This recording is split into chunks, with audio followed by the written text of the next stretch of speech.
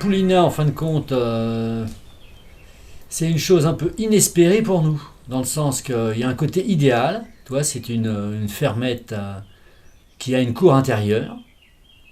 On est extrêmement peinard là-dessus. Le terrain est attenant. Et on l'a eu, comme c'était que des ruines, on l'a eu pas cher. Tu vois, parce que sinon, on n'aurait jamais pu obtenir ça pour nous. Pour des banlieusards, des zonards, en quelque sorte. Pouvoir obtenir ce truc-là, c'est quasiment inespéré. Donc ce terrain n'est pas du tout une terre agricole, c'est pour ça qu'on l'a eu d'ailleurs à un prix beaucoup plus raisonnable qu'une terre agricole. Déjà au cadastre, c'est marqué land et bois. C'était en plus, pour la majeure partie du terrain, une ancienne entreprise de feuillardier, donc tout ce qui se fait à base de châtaigniers, les piquets de châtaigniers, etc. Et donc c'était presque une friche industrielle, enfin industrielle, artisanale, disons, quand on a acheté ici. On a refait toutes les toitures, toute l'isolation. Enfin bref, on a bossé comme des dingues, hein, quand même.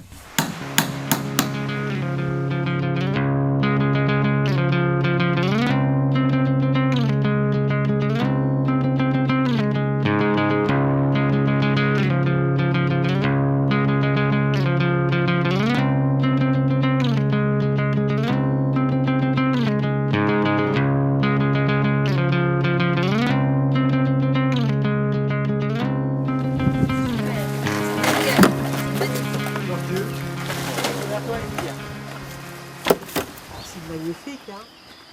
Ouais, ils sont pas assez grosses. On a tout de suite vu quand même qu'il y avait des possibilités de faire des tas de choses intéressantes ici. Justement parce que c'était un peu déjà retourné à la vie sauvage. Donc il y avait énormément d'arbres, il y avait des tas de haies, puisque tous les endroits où les gens ne passaient plus, c'était devenu des haies, ça avait poussé en haies. Donc c'était foisonnant comme nature ici. Et c'est ça qui nous a beaucoup plu d'ailleurs.